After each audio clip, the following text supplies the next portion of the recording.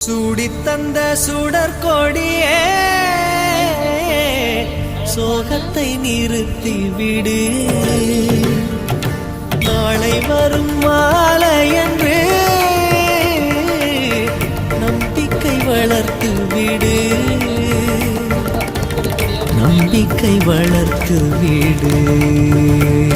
நம் காதல் ஜோதி கலையும் ஜோதி கலைமகள் மகளே வாவா. காதல் ஜோதி கலையும் ஜோதி